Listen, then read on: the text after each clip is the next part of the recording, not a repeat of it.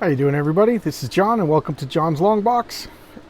Today, we're going through one of my favorite series of all time. I kind of forgot about it, and while looking through comics, I rediscovered it. This is Comico Comics, Mage, the Hero Discovered by Matt Wagner. This is the first time I heard of Matt Wagner. It's not Comico was a very a comic company that was very near and dear to my heart. They produced probably one of the most influential comic series to me, the Elementals. Bill Willingham of Fables, he had a series called the Elementals, and when I find that box, I'll definitely be showcasing the Elementals. Just okay, but this is about Mage. Just I saw this cover, and I remember my friend Larry, who owned the local comic book store, the Incredible Pulp. He just told me, get this, and he rarely pushed comics on me, so I just listened to him and took them. First thing I noticed is the colors are pretty cool, huh? Also noticed that there's no comic code authority. This comic company put comics directly into the direct market, meaning comic book stores and subscriptions. So here we have, what is it about? Well, wait, I just saw that it's dinged up here. Damn it. All right, well, this is Matt Wagner's, who also created Grendel. Okay, so here we go. Is a forward, Matt Wagner. Okay, Mage Comics. The number 1984. Okay, so look at this. Is all Matt Wagner and the outrageous slings and arrows. So it's all Shakespeare quotes that do the chapter identification. Just look at that subtle color. It's the art style, I want to say, it's definitely indie art. It's almost amateurish, but at the same time, very, very charming, very simple, elegant, and the coloring just really brings it together. You can see, it looks like pea stains, but I think it's supposed to be light over there. Maybe it is supposed to be pea stain. I don't know. Homeless guy. And here he is.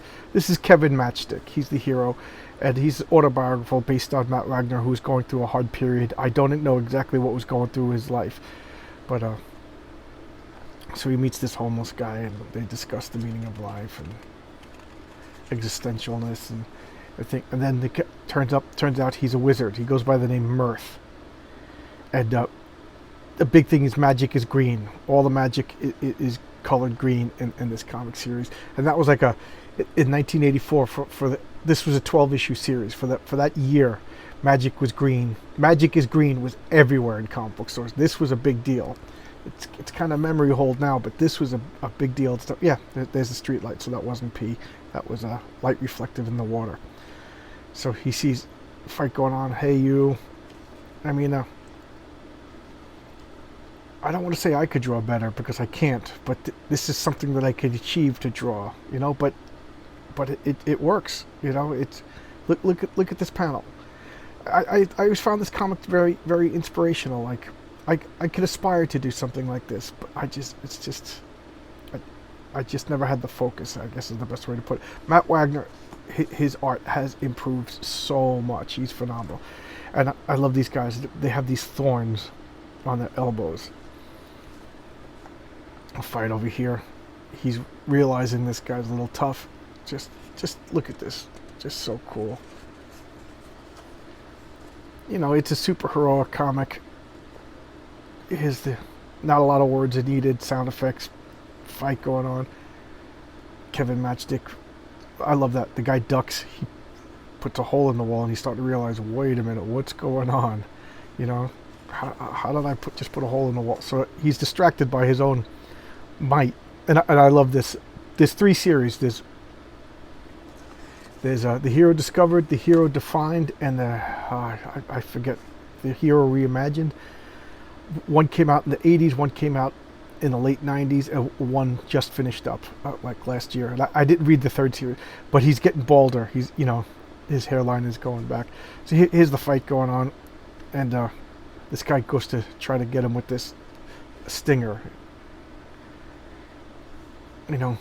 Look at that. Just like I said, just amateur, but it works. He comes at him, and I love this. Wham! Knocks him down. I mean, I haven't read this since probably 1987. I reread it. Forgot about the victim. Grackle flint. And then, remember payphones? Pay rotary phones, guys. Any of my young viewers know what I'm talking about? Who am I kidding? All my viewers have got to be the same age as me. I'm not telling you the story. I mean, the storytelling is wonderful. You get what's going on by looking at the pictures. I'm not even reading the words. To me, that is a sign of great storytelling when you could just look at the panels, not read the words, and still get the gist of what's going on. You don't know his inner thoughts, what's going on. Also, thought balloons. You don't see thought balloons in comics anymore. And, you know, you can still see what's going on. Mirth is in his house. What the hell? So, of course, he wants some explanations. Rubik's Cube, totally 90s. What's going on? I am Mirth. I'm not laughing. And no, my name is Mirth. I'm still not laughing. And very confused.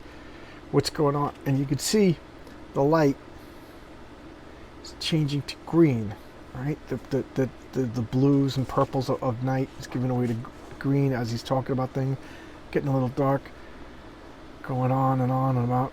You know, they have a spur at the base of the elbow. It's extremely dangerous and unpredictable. Spur, as spur, beware of it. The power is wonderfully potent, but I fear you can't combat its poison. So he's telling them those elbow spurs can kill you. You're powerful. You're in, you know, standard array of superpowers. Super strength, super endurance, super healing, and you'll see another power soon. So it disappears in green. I feel really lousy about this. Look at that old digital clock in his underwear. Man, I look like hell. Just walking down, you know.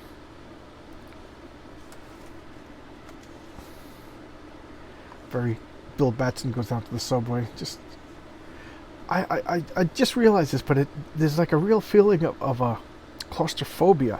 Even though he's outside and everything, there's no other people.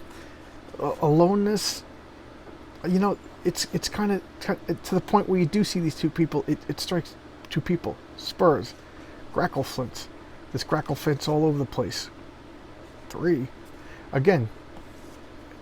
You don't even need this dialogue to understand his unease. The fact that there's nobody in town, nobody on the subway, and then the only people are grackle flints. He fights, tries to hit him, and smash outside the window. Okay, I was going to say he had another power, but I thought it was introduced. He gets a green magical baseball bat, kind of, you know, and the spoiler that I'm going to tell you now to hopefully get you interested in the story is he's King Arthur, Mirth is Merlin, and he gets a green baseball bat that's Excalibur. This is Matt Wagner's other creation that he's probably more famous for, Grendel. Evil never looks so good, chilling black and white. So Grendel debuted in Comico, and it's still coming out. I'm decades behind on my Grendel comics. I really should pick him up. The Grendel Comico 12-issue series by the Panda brothers and Matt Wagner is phenomenal. Evangeline, I should look this up. I don't know anything about Evangeline. I remember seeing the covers. The hero defined, green magic. The hero discovered, the hero defined, and the hero. I don't know what the newest one is called, but this is a wonderful series. You could get. I think there's a 12-issue collection. I think there's 2 6-issue collections. I think they're still in print. You could probably get them at a comic store. They'll order them for you. This is really good. That's all. It's the only spoiler I'm going to give you is that he's King Arthur. It's Kevin Matchstick. I love this shit. I had this shirt. But he's Kevin Matchstick. That's Mirth, King Arthur, Merlin. I don't know. Comico was a really, really cool company, and for a while they were major competition to Marvel. I think it was mismanagement. I don't know the inside details. You know, I was a kid when they came out, and I know that there's a lot of bad blood, especially Bill Willingham is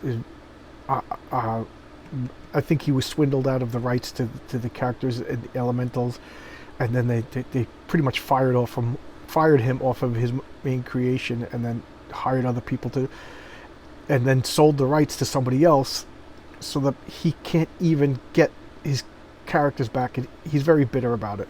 I asked him about it on Twitter, and he gave me a very snarky response. Sorry, dude, I don't mean it. You got to understand that those comics meant something to a lot of people, and I know you got butthurt about it, but I didn't do it. I'm just letting you know it was you created something that I loved. So that kind of annoyed me a bit, but he's supposedly pretty grouchy. But we're not talking about Bill Willingham. We're talking about Matt Wagner. I have no interactions with Matt Wagner, so and that means to me you get the benefit of the doubt. So he's a wonderful person because I've never met him, talked to him, or anything. And I have nothing but fondness for his comics. Mage, Grendel. I got to get the Grendel series. I haven't thought about it since I saw this, so, but I guess I'm getting a little distracted. But this is Mage. Excellent. I got an action figure of this that was on my desk for years. And there's supposedly rumors of a Zack Snyder movie about this.